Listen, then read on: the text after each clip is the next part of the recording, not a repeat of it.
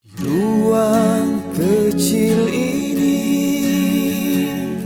hatiku tenang luar biasa. Di sudut sunyi ini, mihrabku menuju Mi'raj. Di sini ku sedar diriku, ku kenal Tuhan yang satu. Pahitnya dosa, manisnya taubat, semua rasa bersatu. Mihrabku, ketatanku, mihrabku, perjalananku, kiblat hatiku hanya untukmu. Jangan gelir di nafsu.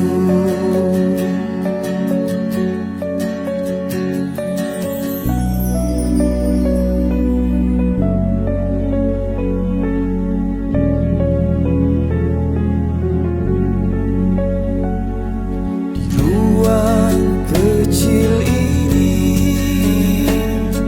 hatiku tenang luar biasa. Di sudut sunyi ini,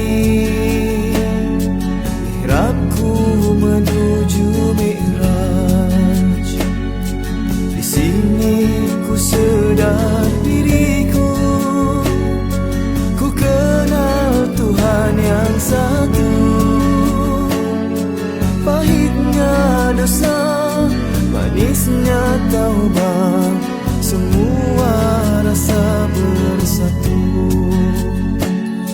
Mihrabku, ketatanku, mihrabku, perjalananku, kiblat hatiku hanya untukmu.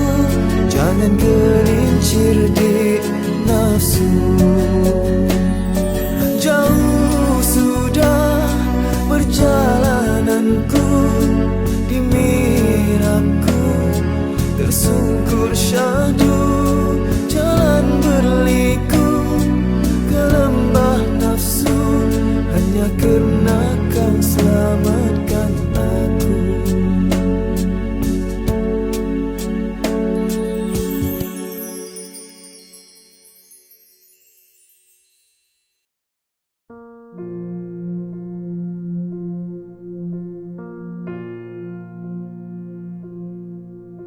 Ku seru namamu, Allah yang agung. Ku seru namamu, Allah yang Esa. Ku seru namamu dengan sepenuh jiwa.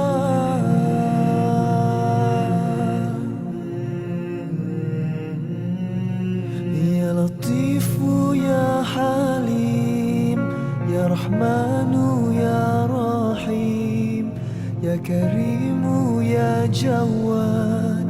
Hidupku mohon berkat, pandangilah aku, luruskan hatiku, teguhkan sabarku, indahkan syukurku. Ku seru namamu, Allah yang agung. Ku seru namamu, Allah yang Esa.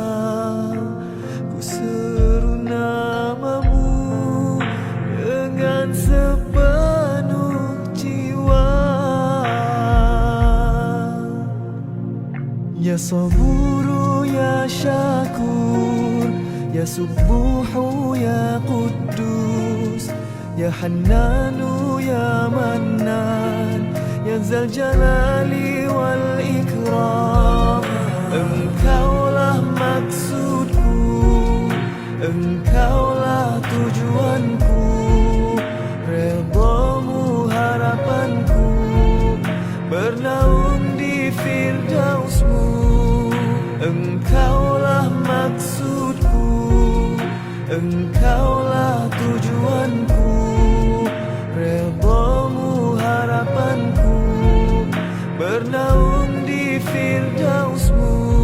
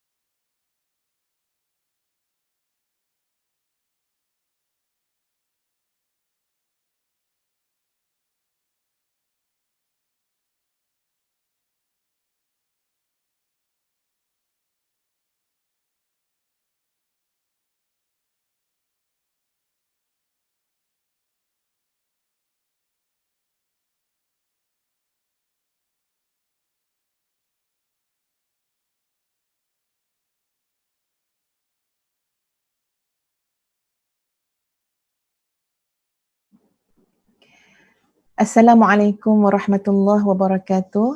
Bismillahirrahmanirrahim. Innal hamdalillah nahmaduhu wa nasta'inuhu wa nastaghfiruh wa na'udzu billahi min syururi anfusina wa min sayyiati a'malina. May yahdihillahu fala mudhillalah wa may yudlilhu fala hadiyalah. Asyhadu an la ilaha illallah wa asyhadu anna Muhammadan abduhu wa rasuluh. Allahumma salli ala Sayyidina Muhammad wa ala ali Sayyidina Muhammad amma ba'd. Subhanaka la ilma lana illa ma 'allamtana innaka antal alimul hakim. Rabbi shrah li sadri wa yassir li amri wahlul 'uqdatam min lisani yafqahu qawli. Rabbi yassir wa la tu'assir wa tammim bil khair amma ba'd. Terlebih dahulu Ustazah mengajak kita semua sahabat-sahabat yang dikasihi sekalian untuk kita bersyukur kepada Allah Azza wa Jalla dengan mengucapkan lafaz Ya Rab, lakal hamdu kama yanbaghi li jalali wajhika wa li'azimi sultanik. Kita sambung dengan raditu billahi rabba wa bil islami dina wa bi Muhammadin nabiyyan wa rasula. Kemudian Ustazah juga mengucapkan jutaan terima kasih kepada semua urus setia Malaysia for Syria yang menganjurkan program kita pada tengah hari ini, alhamdulillah. Seterusnya kepada seluruh muslimin muslimat, ya tuan-puan yang budiman, yang beriman, yang dapat bersama-sama dengan Ustazah dalam Raudhah Ilmu pada tengah hari ini, di mana tajuk kita adalah korban cinta. Memang kalau tajuk ni memang kadang-kadang memang bombastik lah tajuk tu ya. Namun sebenarnya pengisian kita pada hari ini ya berkait tentang soal pengorbanan ataupun kecintaan yang menuntut pengorbanan. Alhamdulillah sahabat sekalian, kita telah pun sampai kepada garis ataupun kepada hari 29 Ramadan. Alhamdulillah. Ya, kita telah melepasi tarbiyah Ramadan sehinggalah kepada 29 Ramadan. Mudah-mudahan hati kita sekarang ini, sahabat-sahabat sekalian, adalah hati yang tawaduk, hati yang tunduk, hati yang tenang, hati para qanitin, hati orang-orang yang taat, ya, hati para raki'in, hati orang-orang yang tunduk, hati para sajidin, hati orang-orang yang sujud patuh kepada Allah Azza wa Jalla. Kerana melalui banyak proses dalam hidup, termasuk tarbiyah secara langsung yang dinamakan sebagai tarbiyah Ramadan. Ustazah percaya sahabat-sahabat sekalian, benih-benih rasa cinta kepada Allah, benih-benih rasa cinta kepada Rasulullah sallallahu alaihi wasallam pasti telah mulai tumbuh. Ya, bahkan mungkin di kalangan saudara-saudari, di kalangan para sahabat semua, ada yang subur sekali rasa cinta kepada Allah dan Rasul. Alhamdulillah. Ya, ada yang rasa sangat subur sekali rasa cinta kepada Islam, rasa cinta kepada agama ini. Ya, rasa ingin berkorban untuk Allah, berkorban untuk Rasul, berkorban untuk Islam. Masya Allah. Tabarakallahu ahsanul khaliqin.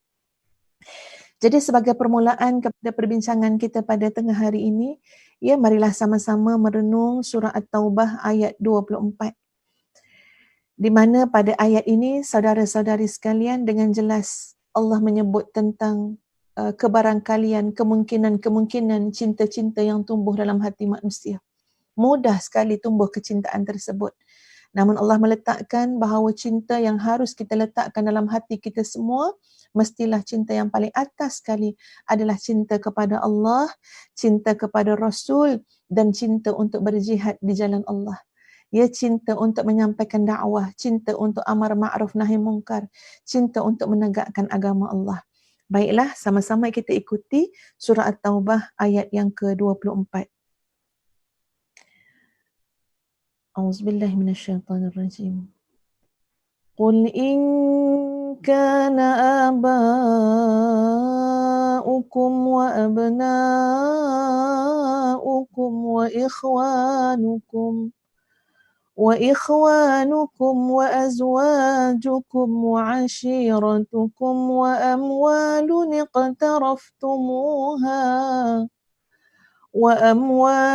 اقترفتموها وتجارة تخشون كسادها ومساكن ترضونها أحب إليكم من الله ورسوله وجهاد في سبيله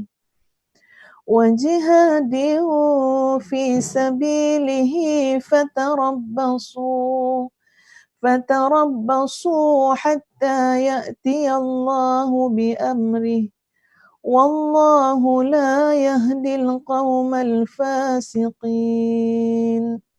Sadaqallahul Azim. Katakanlah, jika bapa-bapa kamu, anak-anak kamu, saudara-saudara kamu, isteri-isteri kamu, keluarga-keluarga kamu, harta kekayaan yang kamu usahakan, perniagaan yang kamu khawatir akan kerugiannya, dan rumah-rumah tempat tinggal yang kamu sukai adalah lebih kamu cintai semua itu daripada cinta kamu kepada Allah, kepada Rasulullah, kepada berjihad di jalan Allah, maka tunggulah sehingga Allah mendatangkan keputusannya dan Allah tidak pernah memberi petunjuk kepada orang-orang yang fasik. Sadaqallahul Azim. Masya Allah, tuan-puan sekalian. Dia tengok bagaimana dalam ayat tersebut satu peringatan daripada Allah. Satu peringatan supaya dalam ranking cinta kita dalam hati ni ada cinta, tuan-puan, ada kesukaan kepada sesuatu, ya, ada keinginan kepada sesuatu atau disebut sebagai robah, ya, suka sangat, minat sangat, cinta sangat, ya, kepada sesuatu. Tapi ada ranking dia. Ya, kita nak tengok apa yang atas sekali, apa yang tengah, apa yang bawah. Apakah yang paling atas sekali adalah cinta kita kepada ayah ibu kita, cinta kita kepada anak-anak kita, cinta kepada pasangan, cinta kepada harta kekayaan, cinta kepada perniagaan kita dan yang lain-lain. Tiba-tiba cinta itu mengatasi cinta kita kepada Allah. Tiba-tiba cinta itu mengatasi cinta kita kepada Rasulullah sallallahu alaihi wasallam dan cinta kita untuk berjuang di jalan Allah. Maka yang ini Allah bagi amaran, kamu tunggulah, kamu siaplah, ya, kamu nantilah akan adalah sesuatu keputusan daripada Allah terhadap apa? Terhadap kita yang telah meletakkan cinta kepada yang lain selain Allah, Rasul dan jihad di jalan Allah lebih tinggi. Jadi Masya Allah, tuan-tuan dan puan-puan sekalian, ya, mari kita lihat perlahan-lahan, ya, dengan tenang, apa sebenarnya yang dimaksudkan oleh Allah dalam ayat ini dan apa sebenarnya yang Ustazah nak huraikan dengan izin Allah dalam kuliah kita pada tengah hari Jumaat yang penuh barakah ini. Sahabat-sahabat sekalian, bila kita menyebut cinta kepada Allah, cinta kepada Rasul, cinta kepada jihad fisabilillah, katalah kita kata, macam mana kita nak tahu bahawa cinta kita kepada yang tiga tadi, ia lebih besar daripada cinta yang lain-lain? Maka kita kena merujuk, ya, kita kena tengok kesediaan dan kesiapan kita untuk mengorbankan sesuatu sebagai bukti tanda cinta kita kepada Allah, cinta kita kepada Rasul dan cinta kita pada perjuangan untuk menegakkan agama Allah. Tengok apa benda yang kita dah buktikan. Ya, apa dia yang menjadi bukti? Apa yang telah kita korbankan? Sebab itu tajuk kita korban cinta kita, tuan-puan sekalian. Ya, kat mana? Yang mana satu yang telah kita korbankan? Baik, di sinilah kita, ya, tajuk kita bermula, huraiannya bermula untuk kita melihat kepada kesanggupan, kesediaan dan keinginan kita untuk berkorban demi untuk membuktikan, ya Allah, aku cinta kepada Engkau lebih daripada yang lain. Aku cinta kepada Rasul-Mu, ya Allah, lebih daripada yang lain. Aku cinta untuk melihat agama Kamu ditinggikan, wahai Allah, lebih daripada yang lain. Jadi mari sama-sama tuan-puan sekalian, ya, kita melihat soal korban cinta, pengorbanan kita untuk cinta kita kepada Allah dan Rasul dan juga jihad fisabilillah.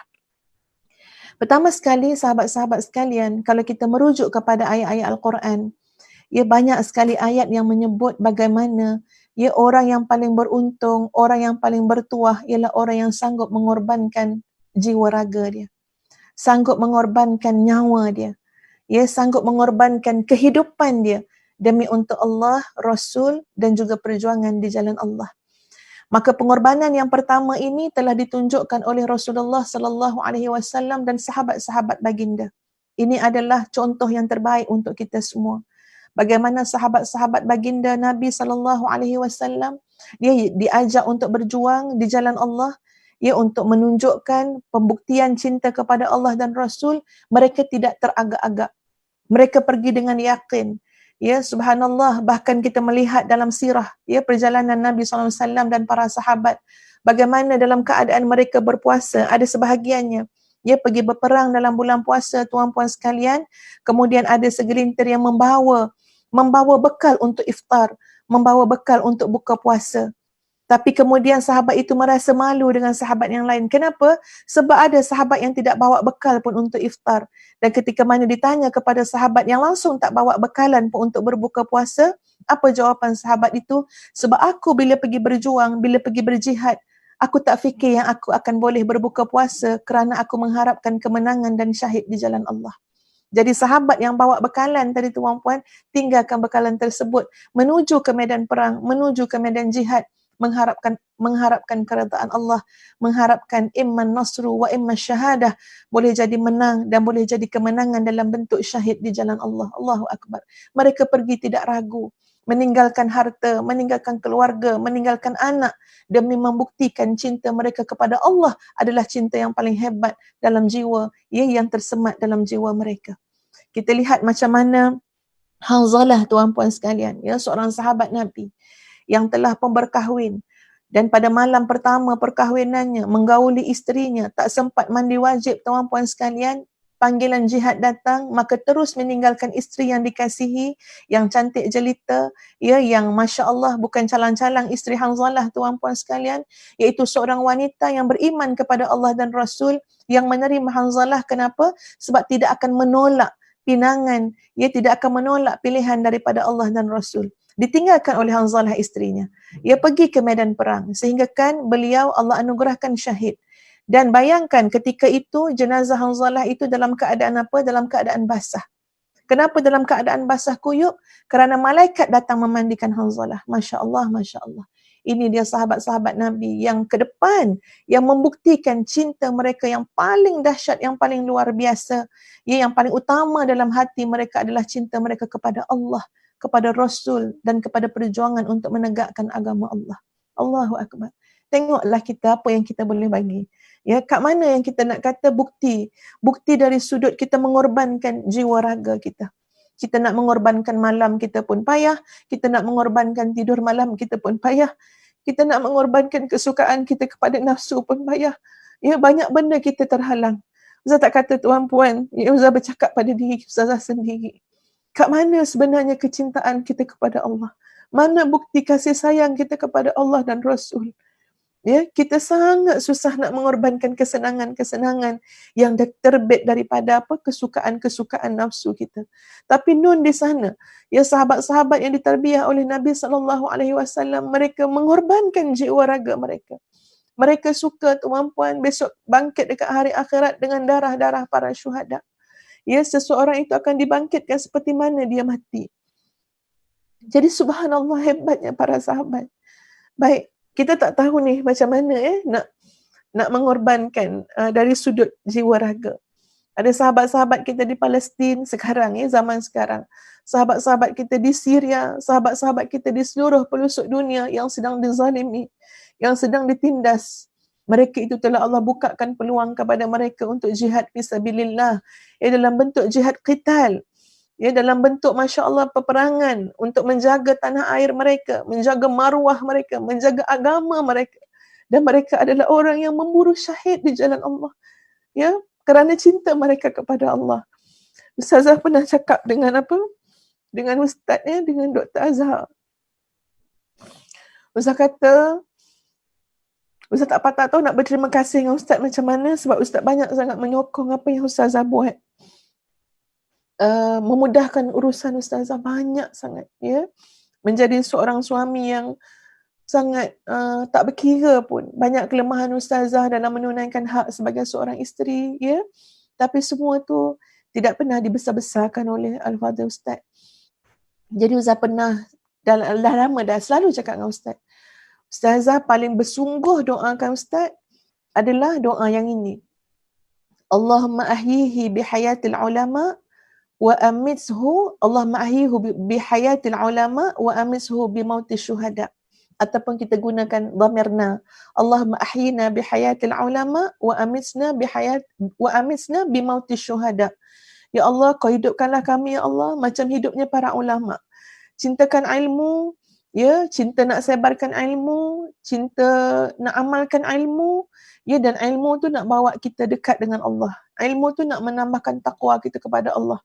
Kalau bertambah ilmu tapi tak bertambah taqwa, cek balik. Niat kita mungkin tak betul, cara kita mungkin tak betul.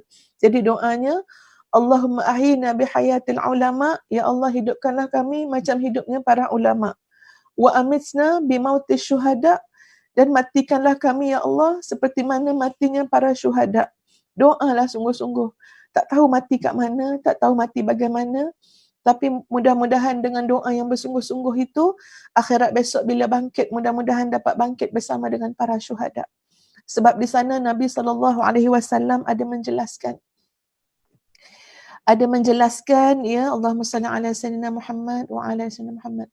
Man sa'alallahu syahadata bisidqin, barang siapa yang mohon kepada Allah untuk mati syahid dengan sebenar-benar permohonan, man sa'alallahu syahadata bisidqin ballaghahu Allah manazila syuhada, Allah akan sampaikan dia pada maqam para syuhada, pada kedudukan para syuhada, wa immata ala firashih, walaupun dia mati atas katil, walaupun dia mati atas tilam. Jadi Ustazah nak betul-betul beramal dengan hadis tu. Kita tak tahu kat mana kita akan mati, tapi biarlah kita minta sungguh-sungguh, ya Allah, ya Tuhan, matikanlah aku sebagai orang yang mati syahid, mati para syuhada. Di mana wallahu alam, serah pada Allah. Sebab Nabi sebut man sa'alallahu syahadata bisidqin ballaghahu Allah manazila syuhada wa imata ala firashih. Rasanya itu doa paling baik yang Ustaz boleh bagi pada suami Ustazah, iaitu apa dia? Kebagilah hidup kami hidupnya ya Allah seperti hidup para ulama, dan mati kami matinya ya Allah seperti mana matinya para syuhada. Sahabat-sahabat sekalian, pertama kita nak korbankan jiwa raga kita. Wallahu a'lam, mungkin kalau Ustazah belum terbuat lagi lah, belum dapat buat. Nak dibandingkan dengan salafus salih tu memang bukan bandingan, tak payah nak banding. Sebab apa? Jauh sangat ketinggalan. Baik, dengan merujuk ayat-ayat Quran, pengorbanan dari sudut jiwa raga. Kedua apa dia? Pengorbanan dari sudut harta benda. Pengorbanan dari sudut harta benda ni tuan-puan sekalian, dan di sinilah Ustazah nak fokuskan perbincangan kita untuk tengah hari ini, sebab pasti sangat luas cerita pasal pengorbanan, tapi biar ada fokus. Jadi Ustazah nak fokus tuan-puan sekalian, pengorbanan dan kesediaan kita untuk membuktikan cinta kita kepada Allah, kepada Rasul dan kepada perjuangan Islam dari sudut harta benda. Subhanallah tuan-tuan dan puan-puan sekalian, kalau tengok ayat keimanan kepada Allah, keimanan kepada perkara-perkara ghaib, ya banyak sekali ayat Quran yang akan disebut digabungkan wa mimma razaqnahum yunfiqun, dan daripada apa yang kami rezekikan kepada mereka, mereka infakkan, ya mereka keluarkan ya untuk meraih keredaan Allah dan pandangan Allah. Dan subhanallah sahabat-sahabat sekalian, apa yang kita infakkan, yang kita gunakan, cara kita menggunakan daripada harta benda kita itu sebenarnya akan terkait dengan soal pengorbanan ataupun pembuktian cinta kita kepada Allah, kepada Rasul dan juga kepada perjuangan untuk menegakkan agama Allah. Jadi perkara ni kena dilihat dengan sangat cermat, dengan sangat halus. Supaya apa? Kalau kita tak tengok dengan cermat, tak tengok dengan halus, syaitan akan ambil kesempatan pada jalan tersebutlah untuk menipu daya kita. Allahu Akbar. Ini ustazah sebut memperingatkan kepada diri ustazah sendiri, sahabat-sahabat sekalian. Nanti kat situlah syaitan akan apa? Akan tipu daya kita. Sebab apa? Sebab di sana ramai orang yang meletakkan cinta. Tadi pada ayat yang saya sebut, cinta kepada apa? Cinta kepada perniagaan yang dibimbangi akan rugi, cinta pada rumah yang sangat dia senangi, ya, cinta pada harta benda yang Allah berikan kepada dia, cinta kepada perhiasan itu dan ini. Masya Allah tuan puan sekalian, kalau kita tidak menjadikan yang tadi itu sebagai pembuktian cinta kita kepada Allah, nanti kita khawatir syaitan gunakan perkara-perkara tadi itulah untuk menjadi jalan kesesatan ataupun jalan tipu daya syaitan.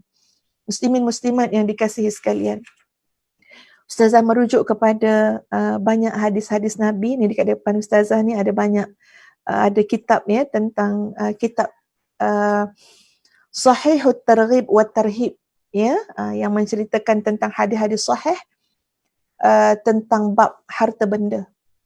Sama ada dari sudut ancaman ataupun dari sudut galakkan untuk kita mengeluarkan harta benda kita sebagai bukti cinta kita kepada Allah dan Rasul. Ya, kita tengok sahabat-sahabat sekalian, tak payah tengok bab sedekah dulu, tengok bab yang wajib dulu ya. Sebab kalau bab yang wajib tu maknanya bab zakat. Tengok bab zakat dulu. Ini ada sahabat-sahabat yang muslimah yang bersama-sama ni, cuba tengok. Ustaz ambil satu hadis. Anna imra'atan atatin nabiyya sallallahu alaihi wasallam wa ma'aha ibnatun laha wa fi yadi ibnatiha maskatani ghalidhatani min dhahab. Faqala laha atu'tina zakata hadha? Qalat la. Qala ayasurruki an yusawwiraki Allah bihima yawm al-qiyamah siwaraini min nar. Qala fakhala'athuma fa'alqathuma ila an-nabiy sallallahu alaihi wasallam wa qalat huma lillahi wa lirasulih. Maksud dia apa? Datang seorang wanita kepada Nabi sallallahu alaihi wasallam bersama seorang puterinya yang di tangannya terdapat 2 gelang besar daripada emas. Ya. Bagi ustazah rasa biasa sangat ya, muslimat-muslimat pakai gelang emas. Tangan kanan pakai 2, ya, tangan kiri pakai 1. Ini benda biasa. Datang seorang wanita jumpa Nabi pakai 2 gelang besar emas. Nabi tanya langsung kepada wanita tu. Maknanya wanita ni kita tak tahu, wallahu alam, tak tahu apa urusan nak jumpa Nabi. Tapi Nabi bila nampak 2 gelang emas di tangan wanita itu yang datang bersama anaknya, langsung Nabi tanya kepada wanita itu, atu'tina zakata hadha? Kau keluar tak zakat barang emas ni? Lalu wanita tu jawab, la. Ya, sambil dia jawab, dia geleng kepala, dia kata, tak, aku tak keluarkan zakat emas yang aku pakai ni. Ya. Lalu Nabi kata apa? Apakah kamu mahu Allah memakaikan kamu 2 gelang daripada api neraka pada hari kiamat kerana gelang yang kamu tidak keluarkan zakat ini? Lalu wanita itu langsung melepaskan kedua-dua gelang tersebut dan bagi langsung pada Nabi SAW, dan wanita itu kata, huma lillahi wa lirasulih. Kedua-dua gelang ini aku berikan kepada Allah dan Rasul. Nampak tuan-tuan dan puan-puan sekalian ya. Ini ustazah belum cakap bab membuktikan cinta dari sudut sedekah yang sunat tu. Ini cakap pasal zakat yang wajib ni tuan-puan sekalian. Ya, kita mungkin ada ada barang perhiasan emas, barang perhiasan perak yang sudah sampai dia punya nisab untuk keluarkan zakat, ya, jadi tengok-tengok kita tak peka kepada perkara-perkara itu. Ya, tengok-tengok masya-Allah banyaknya barang perhiasan emas perak kita, tapi kita tak keluarkan zakat. Kita tak bersungguh pun nak belajar bab zakat emas harta. Apatah lagi zakat pendapatan, tuan-puan sekalian. Ini kita belum cakap pasal yang sunat, kita cakap pasal yang wajib. Kalau pasal yang wajib pun masih tergendala, kalau pasal yang wajib pun kita tak bersungguh-sungguh dan tak kemas dalam bab ni, apakah kita nak mengaku kita meletakkan cinta kepada Allah sebagai yang paling atas dalam hidup kita? Ya, agak-agak itu tak tahulah, tak ada korban cinta apa-apa, ya, tak ada, malah kita mungkin jadi korban kepada hawa nafsu kita. Baik, kita tengok ya sahabat-sahabat sekalian. Ada 2 orang wanita datang kepada Nabi SAW pakai 2 gelang emas di tangan mereka. Nabi tanya, kalian ni keluar tak zakat gelang ni? Mereka kata tak. Kalian nakkah nanti Allah pakaikan kalian 2 gelang daripada api neraka? Jawab mereka tidak. Nabi pun kata, tunaikan zakat barang emas kamu ini. Ya. Jadi itu contoh-contoh ya tuan-puan sekalian yang Ustazah bawa datang dari sudut yang penting tadi apa dia? Dari sudut zakat. Zakat barang emas, ya. Baik.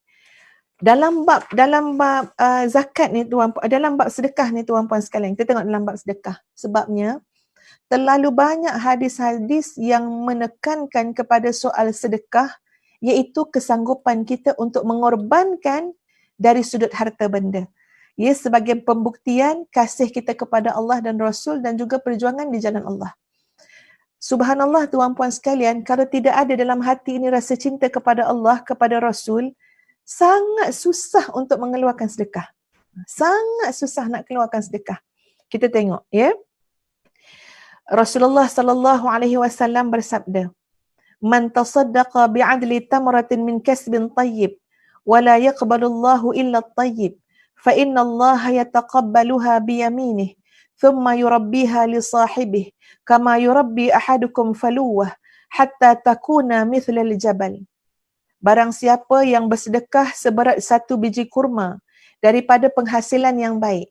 Tuan-puan, bersedekah daripada hasil yang baik, ya. Maknanya kita usahakan dengan izin Allah, bekerja, cari rezeki, berniaga dengan cara yang baik. Kemudian daripada cara yang baik, perniagaan yang baik, kita pun keluarkanlah sedekah. Banyak mana? 1 biji tamar. Nilai yang sama dengan 1 biji tamar ataupun 1 biji tamar. Daripada penghasilan yang baik. Dan disebut dalam hadis ini, wala yaqbalullahu illa at-tayyib, dan Allah tidak menerima kecuali yang baik. Masya Allah. Orang-orang yang mencintai Allah dan Rasul, dalam usaha mereka, mereka sangat menjaga soal halal haram.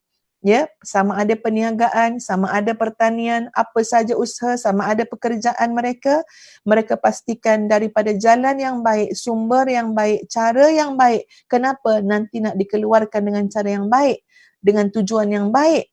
Ya, dan Allah tidak menerima kecuali yang baik-baik sahaja. Fa inna Allah yataqabbaluha biyaminih. Keluar 1 biji tamar daripada jalan yang baik, penghasilan yang baik, Allah terima sedekah tersebut, Allah terima persembahan tersebut dengan apa? Biyaminih, dengan tangan kanan Allah. Tak perlu kita berlama-lama dalam memikirkan, dalam menghuraikan tangan kanan Allah. Serahkan saja, maksud itu Allah yang Maha mengetahui. Tapi makna dari segi yang kita boleh sebut tuan-puan, maknanya apa? Allah terima dengan penuh penghormatan. Allah terima dengan penuh kemuliaan. Allah terima sebiji tamar tu. Ya, kamu keluarkan kerana cinta kamu kepada Allah dan Rasul. Kamu keluarkan kerana kamu mengharapkan redha Allah dan Rasul. Kamu keluarkan daripada usaha kamu yang sangat mengambil kira. Ya, mengambil kira pandangan Allah, mengambil kira jalan yang baik, jalan yang benar. Maka Allah terima sebiji tamar itu, sedekah kamu yang sedikit itu, thumma yurabbiha li sahibih. Kemudian Allah akan tumbuhkan, ya, kalau kita kata buah tamar, ibarat kata Allah akan tumbuhkan daripada sebiji tamar itu, Allah akan kembangkan daripada RM1 itu, ya, Allah akan suburkan daripada sedekah yang sedikit tadi. kama yurabbi ahadukum faluwah, seperti mana salah seorang daripada kamu merawat anak kudanya. Maknanya macam mana orang merawat anak kuda dengan begitu baik sekali, maka dijelaskan dalam hadis ini, Allah pun akan jaga sedekah kamu tadi, sedekah yang baik tadi dengan begitu baik sekali penjagaannya, sehingga hatta takuna mithlal jabal, sehingga sebiji tamar tadi akhirnya menjadi segunung bukit ataupun ya sebesar gunung. Dia punya ketinggian dia, dia punya kehebatan dia. Masya Allah. Sampaikan terlalu banyak hadis yang nak memberikan rangsangan, ya, motivasi kepada kita supaya kita boleh mengorbankan harta kita kerana cinta kita kepada Allah dan Rasul. Maknanya dalam keadaan terlampau banyak ayat Al-Quran, terlampau banyak hadis, nak suruh kita berkorbanlah, berkorbanlah, berkorbanlah, berkorban jiwa raga kamu, berkorban masa kamu, ya, berkorban kesenangan kamu, berkorban harta benda kamu. Terlampau banyak ni galakkan daripada Quran dan hadis. Kemudian tengok pada diri kita, kita buat ataupun tidak. Kita sanggup ataupun tidak. Kita lakukan ataupun tidak, ataupun ayat Quran tersebut, hadis tersebut masuk telinga kanan, keluar telinga kiri. Sedangkan sebenarnya ketika mana kita mendengar ayat Quran tersebut, ketika mana kita mendengar hadis tersebut, kita sedang dipanggil-panggil untuk apa? Berkorbanlah demi cinta kamu kepada Allah dan Rasul. Tunjukkanlah bukti bahawa kamu meletakkan keimanan kamu kepada Allah, kecintaan kamu kepada Allah dan Rasul sebagai yang paling atas dalam hidup kamu. Sahabat-sahabat sekalian, ya, kita tengok lagi pada hadis-hadis yang lain. Allahumma salli ala Sayyidina Muhammad wa ala ali Sayyidina Muhammad. Daripada Abu Hurairah radhiyallahu an, ya, dia berkata Nabi SAW bersabda, yaqulul abd mali mali innama lahu min malihi thalath. Seorang hamba berkata, hartaku, hartaku. Masya Allah. Ya, ini manusia yang Allah uji. Kita semua tuan-puan. Yang kadang-kadang yang ada dalam fikiran kita, dalam perhatian kita tu pasal harta. Ya, tentang kesenangan, tentang duit. Masya Allah tuan-puan, bahkan dalam fasa PKP ini, dalam keadaan kita diuji dengan pandemik ini, ya, boleh jadi ada segelintir yang tak fikir benda lain dah. Fikir income dia, fikir pendapatan, fikir harta, fikir cara nak cari duit, fikir harta. Bahkan Nabi dah sebut dalam hadis ni. Ada seseorang tu yang selalu dia cakap apa dia? Mali, hartaku. Dia takut harta dia berkurang. Ya? Ustazah sempat melihat ada satu dokumentari tuan-puan sekalian, tentang ada seorang peniaga yang sangat kaya, ya, yang sangat kaya. Sebenarnya dokumentari itu tentang penyiasatan kematian seorang rakyat Malaysia yang bekerja dekat Hong Kong ketika itu. Ni tahun zaman 80-an, ya. Iaitu saudara Jalil Ibrahim kalau tak silap ustazah. Semoga Allah merahmati beliau, Allah meletakkan beliau di syurga yang tertinggi bersama dengan Nabi SAW. Beliau ini seorang yang menjaga integriti, tuan-puan sekalian. Dia pergi dihantar oleh sebuah bank di Malaysia untuk lihat operasi bank tersebut di Hong Kong ketika itu. Ya, beliau cuba sangat menjadi hamba Allah yang sangat jujur, ya, integriti yang sangat tinggi. Kemudian beliau dibunuh. Ya, Ustaz tak nak cakap pasal penyiasatan tersebut, ya. Tapi salah seorang yang terkait dengan penyiasatan tersebut, terkait, ya, tentang kes itu adalah seorang laki-laki orang kaya ketika itu di Hong Kong. Dia perniagaan dia sangat besar. Ya, hartanah, perhotelan, macam-macam, hampir semua sektor perniagaan, perindustrian di Hong Kong ketika itu zaman 80-an, semua dialah otai dia, dialah ketua dia. Ya, maknanya dia ada bilion, terlampau banyak. Tapi ingat tuan-puan, akhirnya dia muflis. Akhirnya dia merempat. Allahu Akbar, ya, besarnya kuasa Allah. Idza aradallahu syai'an an yaqula lahu kun fayakun. Itu memang harta tak berkat, memang harta entah apa-apa, daripada perjudian, daripada banyak jalan-jalan yang memang, ya, mengeksploitasi orang sampai macam-macam tuan-puan sekalian. Walaupun ada berbilion di seluruh dunia harta dia, akhirnya semuanya hilang. Akhirnya dia nak minjam duit dengan bank tu. Panjanglah cerita dia. Tapi bila Ustaz tengok, Ustaz kata memanglah harta kalau tak berkat sebanyak mana pun habis, licin, hilang. Ya. Tapi kalau harta tu berkat, ya, kita tunjukkan dengan jalan harta ni kita mendekatkan diri kepada Allah, kita mencintai Allah dan Rasul, kita sanggup berjuang demi kerana Allah, Rasul dan juga jihad fisabilillah, nanti Allah akan pelihara keberkatan pada harta tersebut. Baik, kembali kepada hadis tadi. Minta maaf tuan-puan, saya baca daripada awal balik hadis tadi, dan insya-Allah lepas ni Ustaz takkan apa? Ustaz akan baca hadis habis-habis dulu baru Ustazah hurai, ya. Tak baik pula macam tu kan, ya. Baik. Yaqulul abdu mali mali. Seorang hamba berkata, hartaku, hartaku. Innama lahu min malihi thalath. Padahal harta tu, dia hanya akan mendapatkan 3 perkara je daripada harta tu. Sibuk-sibuk sangat fikir harta-harta sampai kedekut, ya, sampai tak nak keluar zakat, sampai kedekut nak sedekah, nak infak. Sebenarnya ada 3 je pada harta tu. Ma akala fa'afna, aw labisa fa'abla, aw a'ta faftana, wa ma siwa dhalika fahuwa dhahibun wa tarikuhu linnas. Allahu Akbar. Nabi kata, sibuk sangat dengan harta, padahal harta kita ni 3 je. Apa dia? Apa yang dimakan lalu habis. Apa yang dipakai lalu lusuh. Apa yang dia berikan lalu dia menyimpan pahalanya di akhirat.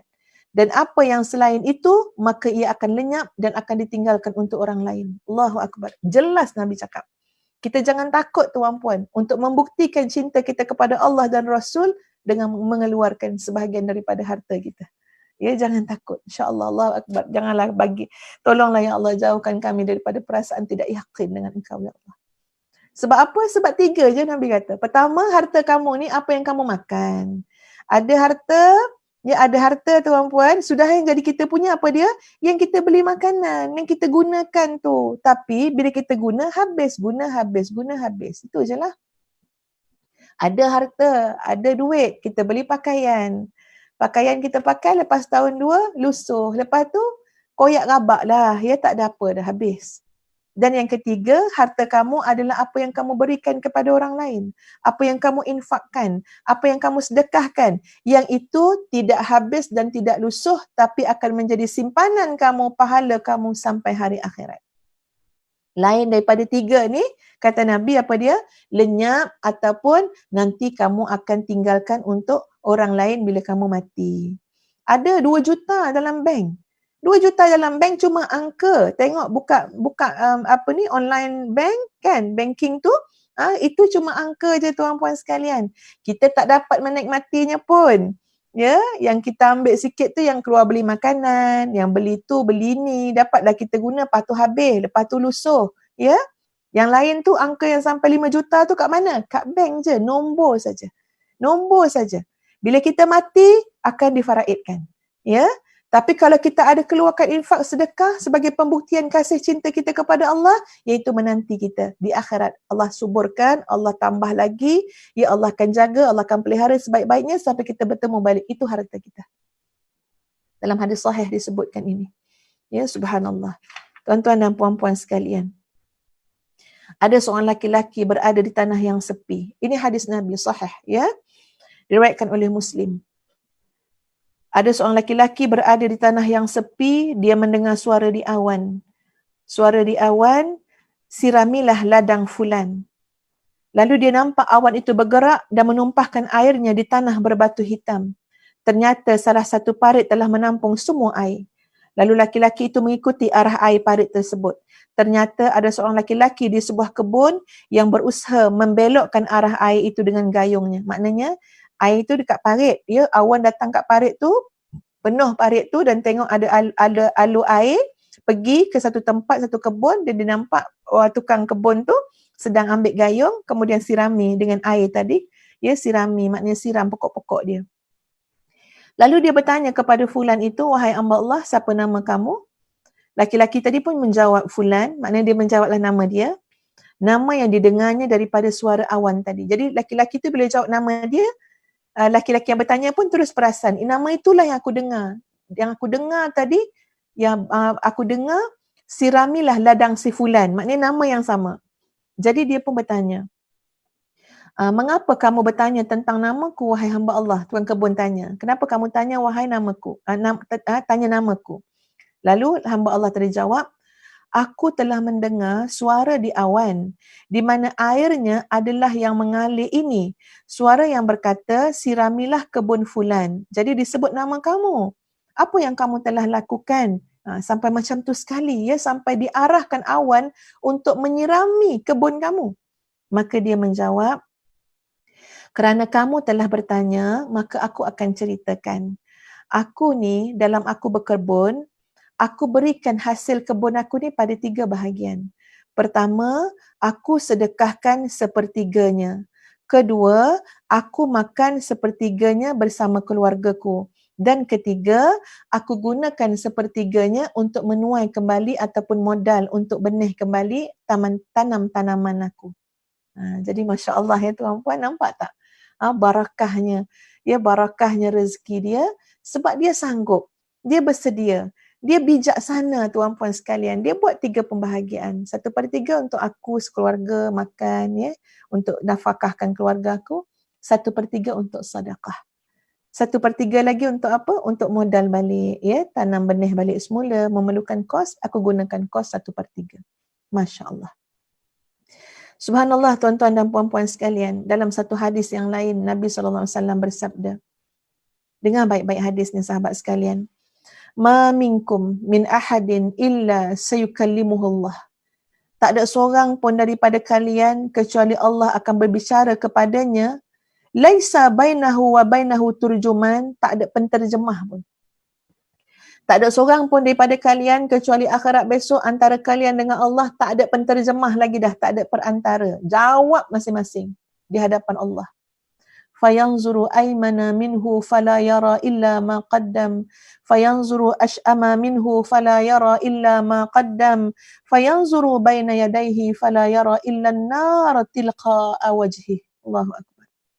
Dalam keadaan seorang hamba Allah berdiri di hadapan Allah tanpa ada perantara, jawab sendiri-sendiri. Maka hamba Allah itu pandang belah kanan dia, maka dia tak nampak apa kecuali amal perbuatan dia. Dia pandang belah kiri dia, kok ada orang boleh tolong dia, dia tak nampak apa pun kecuali amal perbuatan dia. Kemudian dia lihat di depan dia, maka tidak ada apa yang dia lihat di depan dia kecuali neraka berada di depan wajah dia. Allahu Akbar. Fattaqun nara walau bisyiqqi tamrah, kata Nabi. Maka berlindunglah kalian daripada neraka di hadapan kalian itu walaupun hanya dengan sedekah kalian separuh buah tamar. Allahu Akbar.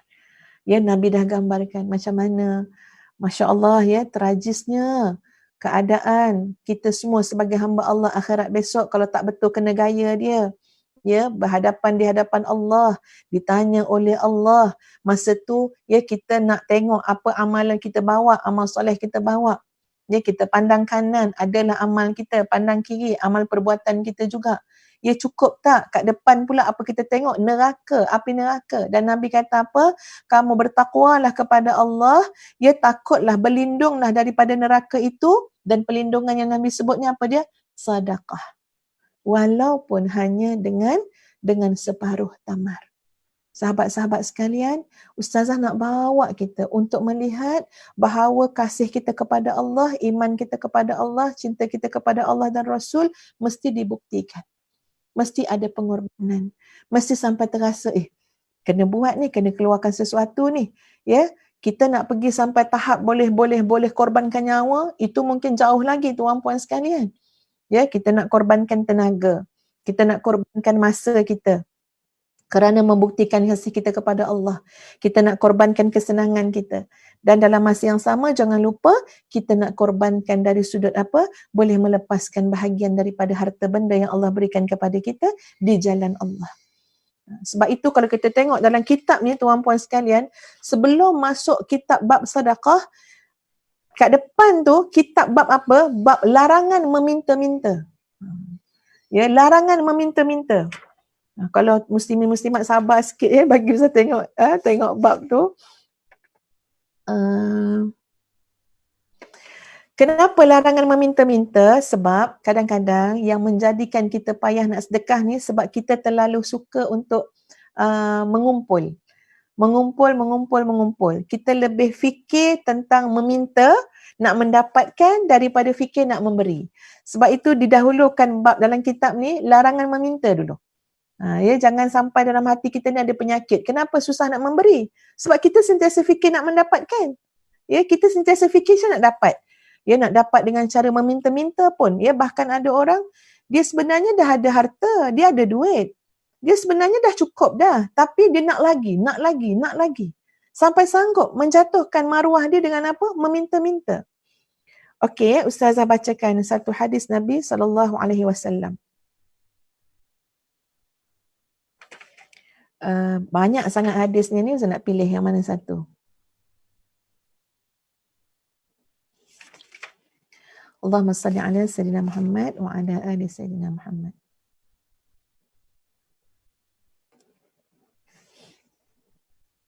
Daripada Thauban radhiyallahu an, dia berkata, Nabi SAW bersabda, "Man takaffala li an la yas'ala an-nasa syai'a atakaffalu lahu bil jannah." Faqultu ana fakana la yas'alu ahadan syai'a. Barang siapa yang menjamin untukku bahawa dia tidak akan meminta-minta sesuatu apa pun kepada manusia, maka aku akan jamin syurga untuk dia. Allahu Akbar. Maka apa kata Thauban? Aku pun berkata, ana. Aku ya Rasulullah. Maksud dia Thauban cepat-cepat kata, aku cuba untuk tidak mahu jadi manusia meminta-minta kepada orang lain. Maka Thauban tidak pernah meminta apa pun kepada seseorang. Maknanya bukan jadi meminta-minta, nak minta duit, nak minta pertolongan, ya. Cuba dielakkan. Sebab apa? Ini adalah sikap orang yang Allah jamin, ya, yang Nabi sebut jamin syurga. Apa dia? Dia selalu fikir nak memberi. Dia selalu fikir nak menolong, bukan ditolong. Dia selalu fikir nak memberi, bukan diberi. Ini gaya manusia yang sanggup berkorban. Dia nak buktikan cinta kepada Allah dan Rasul. So kita kena ubah mindset kita, tuan-puan. Diriwayatkan oleh Ahmad, An-Nasai, Ibnu Majah dan Abu Daud dengan sanad sahih. Dalam riwayat Ibnu Majah, lafaz yang berbunyi, la tas'alin nasa syai'an. Janganlah kamu meminta sesuatu pun kepada manusia. Qala, dia berkata, fakana Thaubanu yaqa'u sawtuhu wa huwa rakib fala yaqulu li ahadin nawilnih hatta yanzila fayakhudhah. Pernah sekali, sebab Thauban ni nak ikut sangat ni macam Nabi sebut, kamu pastikan kamu jangan jadi orang suka meminta-minta. Ya, kamu jangan jadi orang yang suka minta-minta. Jangan minta ditolong, minta ni. Biar kita yang menolong, biar kita yang memberi. Sampaikan, ya, dalam riwayat Ibnu Majah mengatakan, ada sekali tu tali cemeti Thauban ni, tali Thauban jatuh. Sedangkan Thauban duduk ke atas kenderaan dia, jatuh. Thauban jaga untuk tidak berkata kepada orang kat situ, tak kata pun, tolong ambilkan tali itu untuk aku. Sebab apa? Sebab Thauban ingat, pernah cakap dengan Nabi, aku cuba sangat nak jadi orang yang biar nolong orang lain, bukan minta ditolong. Lalu, walaupun tali dia jatuh, tuan-puan, Thauban tak cakap pun pada orang tu, tolong ambilkan tali itu ke aku. Kecuali Thauban turun sendiri dan ambil tali itu sendiri. Allahu Akbar. Ya, Ustazah masa baca cerita ni, tuan-puan, dia dalam kitab ni, memang menu. Macam manalah, ya Allah, aku ni nak jaga diri aku ni supaya apa? Biar kita nolong orang. Ya, biar kita mudahkan urusan orang. Ya, kemudian Allah akan janjikan supaya urusan kita dimudahkan. Allah akan tolong urusan kita.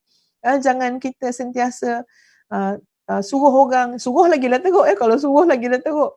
Nak minta, apa yang kamu beri ke aku? Bagi aku ni, bagi. Padahal kadang-kadang mungkin kita tu dah ada dah cukup dah. Tapi kita sebenarnya meminta-minta atas dasar kita nak lebih banyak. Kita nak mengumpul. Ini penyakit. Penyakit akan menyusahkan kita, akan menghalang kita daripada apa? Daripada memberi. Tengok sekarang dalam bulan Ramadan, Masya Allah, ya, banyak pihak-pihak yang perlu kita bantu. Ustaz tak nak sebut pihak tu minta sumbangan, ya. Sebab kadang-kadang pihak yang minta sumbangan tu bukan bersifat peribadi, Ya, golongan tu pun nak tolong orang lain, kan? Golongan tu pun nak buat kebajikan untuk ummah. Jadi bila kita nampak macam tu keadaan mereka meminta, bukan minta untuk peribadi, ya, tuan-puan, tolong jauhkan. Jangan minta untuk peribadi. Ya, ini tolonglah ingatkan diri. Kalau Ustazah ada buat pun, ingatkan Ustazah jangan minta untuk peribadi Ustazah, ya. Tolong ingatkan Ustazah. Sebab apa? Sebab kita ni kena bersifat kita memberi. Okey, kembali kepada apa yang saya cakap tadi. Dalam bulan Ramadan ni kan, minta untuk sumbangan nak bantu saudara-saudara kita dekat Syria, saudara kita dekat Palestin, yang kat Malaysia ni pun ramai tuan puan yang perlu kita bantu. Yang ini kita tolong. Ya, yang ni kita tolong. Maknanya kita sentiasa cuba memberi, cuba menolong dalam keadaan kita tak takut pun, tak takut. Kita takkan jatuh miskin kerana menolong. Ya, apatah lagi di antara sedekah yang paling baik tu, sedekah dalam keadaan kita rasa nak kaya. Kita rasa nak mengumpul, tapi buang perasaan tu. Ya, kita lawan perasaan hawa nafsu tu, kita keluarkan sumbangan. Ya, kita keluarkan sedekah. Dan jangan pula kita pergi kepada yang sangat teruk ni, golongan apa? Golongan yang meminta-minta pula, ya. Golongan yang meminta-minta tadi. Baik, dan bila kita tengok macam mana Thauban, dia nak mengelakkan diri dia, jangan sampai selalu minta itu, minta tolong, minta bantuan, minta, sampai nak minta sampaikan tali jatuh pun ya, tak suruh orang, ambil sendiri. Ini Ustaz teringat ni kalau kita kadang-kadang kita kat dapur tuan-puan, betul, kalau kita dah didik anak-anak supaya cuba buat sendiri mana yang kita boleh buat. Sebab contoh macam kat dapur, ini saya belajar daripada keadaan kat dapur. Kadang-kadang benda tu dekat je, kita boleh ambil sendiri kan, tapi kita dah biasa meminta-minta ni. Ambilkan tu, ambilkan ni, nak yang tu, nak yang ni, sudah kita ni pop-pep bercakap je. Jadi kadang-kadang mindset tu pun nak ubah, sikap tu pun nak ubah. Tapi kita ubah tu secara bersama dengan anak-anak. Apa dia? Semua orang kena ambil sikap yang sama. Apa dia? Mudahkan urusan orang lain. Biar kita berebut-rebut nak menolong orang lain. Bukannya minta ditolong, minta mengarah itu ini, tak nak. Jadi kalau kita duduk dalam tim yang macam tu, nanti insya-Allah mudah sangat. Sebab apa? Sebab semua orang nak memudahkan urusan orang lain. Ya, bukan nak meminta-minta daripada orang lain. Boleh faham ya maksud ustazah ya, sahabat sekalian? Jadi macam itulah. Ya, bila kita sanggup melakukan sesuatu kerana Allah, berkorban kerana Allah, nanti akan terpakai kepada kita ni tuan-puan, akhlak yang sangat cantik. Akhlak yang sangat terpuji. Kenapa? Sebab kita sedia untuk berkorban kerana Allah, bahkan harta benda pun insya-Allah ya kita sanggup untuk infakkan di jalan Allah. Sebab kita pun dilatih untuk bertawakal kepada Allah, yakin dengan Allah. Ya, kita dah bertawakal dengan Allah yang Maha Kaya, Allah yang Maha Mengayakan, Allah yang Maha Sempurna. Jadi jangan takut ketika mana kita mengorbankan sesuatu di jalan Allah, yang mungkin ada juga perasaan takut, tapi kita mohon agar Allah buangkan rasa takut tersebut, sebab bersama dengan pengorbanan kita itu adalah keyakinan kita dan tawakal kita kepada Allah Azza wa Jalla. Kalau Ustaz nak bacakan tu banyak sangatlah hadis-hadis ni tuan-puan sekalian, tentang pengorbanan ya yang harus kita keluarkan. Jadi ustazah mengajak diri ustazah sendiri dan seluruh yang mendengar ya, sahabat-sahabat sekalian, mari kita masuk kepada satu tahap ya, sebagai mudah-mudahan kejayaan kita melepasi tarbiyah Ramadan, iaitu kita sentiasa meletakkan diri kita ni pada satu kedudukan untuk membuktikan keimanan kita kepada Allah. Ya, membuktikan kecintaan kita kepada Allah, Rasul, ya, dan juga kecintaan kita kepada Islam, ya, untuk melihat agama ini ditegakkan ya dengan yang sepatutnya. Jadi kita bersedia sangat untuk mengeluarkan tenaga kita. Ada masa kita kena keluarkan tenaga, kita sedia berkorban masa kita ya. Macam sekarang, ya mungkin sedap kalau tuan-puan dapat rehat-rehat, ya dapat tidur ke apa kan, tapi tak apalah, kita korbanlah ya untuk duduk dalam majlis ilmu sekejap ya, insya-Allah bermanfaat ya, tak sia-sia mendengar sesuatu yang nak mendekatkan diri kepada Allah. Jadi kita ni berlatih mengorbankan tenaga, mengorbankan masa, dan antara yang besar juga adalah mengorbankan harta kita di jalan Allah Azza wa Jalla. Jangan fikir makna kata fikir tentang orang lain, apa yang orang nak korbankan, tapi kita nak fikir supaya kita ni yang banyak berkorban juga. Ustazah, satu benda yang ustazah bimbang juga tuan-puan sekalian, contoh macam ustazah ngaku terus terang, contoh macam ustazah ya, ustazah mewakili pihak Ma'had Tahfiz Integrasi Madinatul Huffaz mohon sumbangan untuk pembangunan fasa kedua. Sebab apa? Sebab kudrat ustazah semata-mata dengan suami. Kami dah cuba berniaga dah, kami cuba macam-macam gini, tapi kudrat kami dengan usaha kami semata-mata ya, untuk siapkan bangunan kompleks sampai 4 juta lebih kurang macam tu. Ustazah tak tahulah nak cakap macam mana, habis dah daya kami, ya. Jadi kami melibatkan ummah untuk bersama-sama menjadi apa? Menjadi wakaf. Sebab tu bukan hak milik kami secara peribadi. Tapi ketika mana nak minta sumbangan tu tuan puan sekalian, percayalah, apa yang rasa kat dalam hati ni? Malu sangat. Dia rasa macam, ya Allah ya Tuhan, ya, aku buat ni, ya Allah tolonglah bagi niat ini ikhlas, ya. Kalau betul buat ini kerana Allah, ya, hilangkanlah rasa malu sangat nak minta-minta. Sebab nak kata apa? Tuan puan sumbanglah. Malu. Ini hadis-hadis banyak kat dalam ni. Ya Allah, malu nak minta. Jadi apa sampai bincang dengan ustaz kata apa? Macam ni lah, ya, kata ustaz. Okey, kita ni minta sumbangan ni untuk mahat tahfiz, ya. Maknanya kita ni akan uruskan, kita nak buat sehabis baik yang boleh. Jadi jangan sampai orang bagi tu bagi percuma, kita sumbangkan apa yang kita boleh sumbang pula kepada masyarakat. Apa dia? Setakat boleh sumbang ni, inilah dia, ya, menyampaikan dakwah, berkongsi ilmu, ya, pulangkan balik. Jadi ada give and take. Kenapa?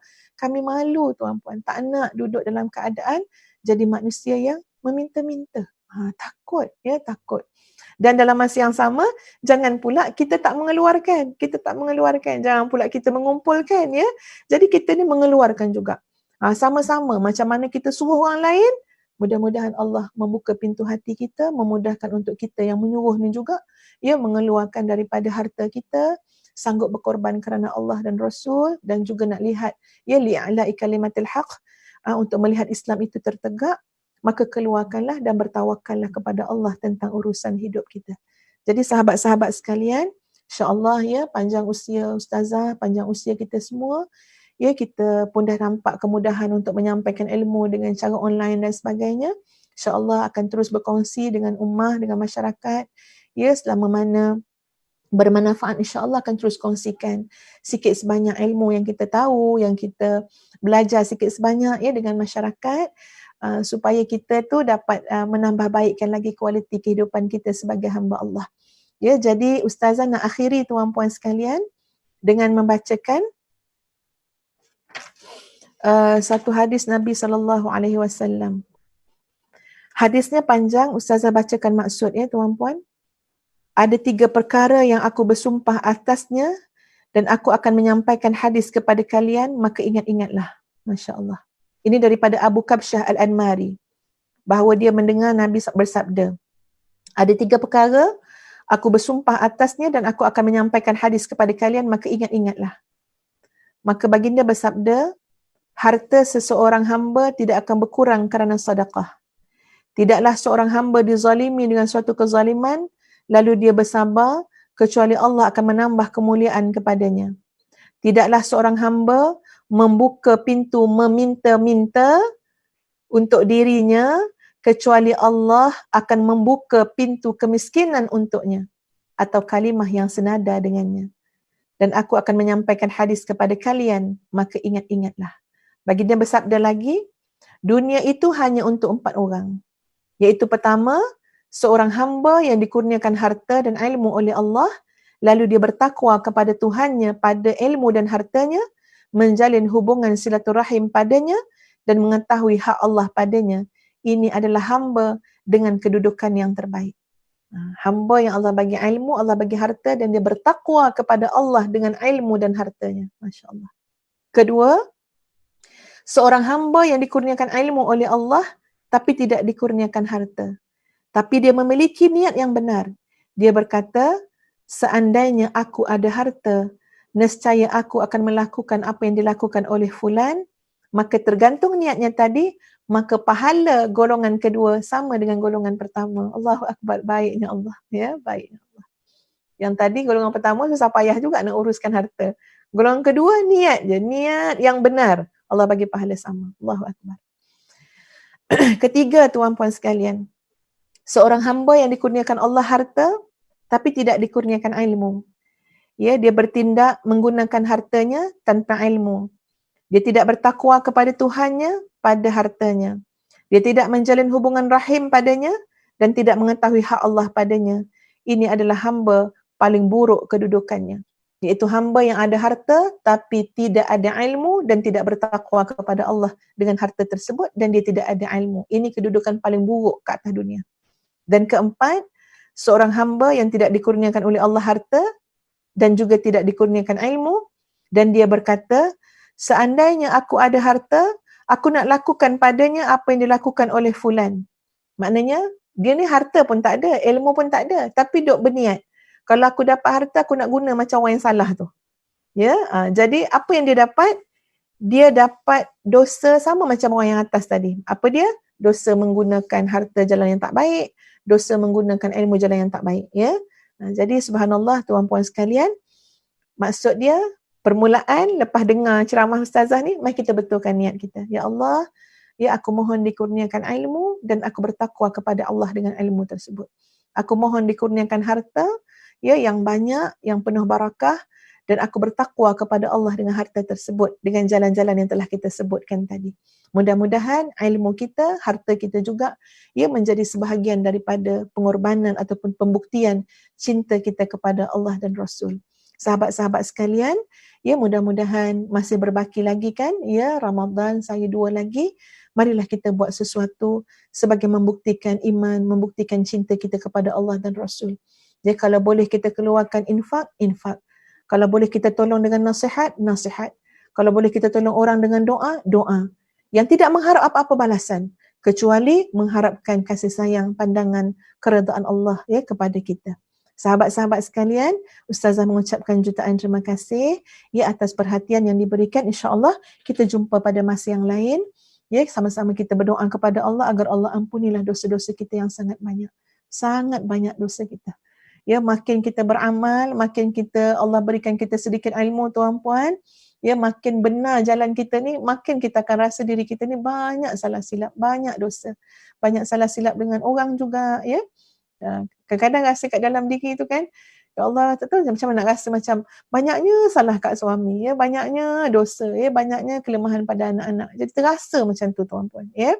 Apatah lagi dosa kita kepada Allah. Jadi biarlah hati yang ada pada akhir-akhir Ramadan ni hati yang tawaduk.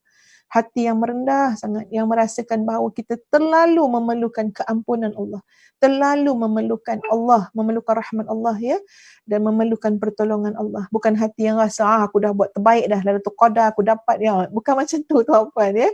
Tapi rasa ya Allah, selama-lama dalam hidup memerlukan rahmat Allah, pertolongan Allah, kekuatan daripada Allah dan pandangan Allah.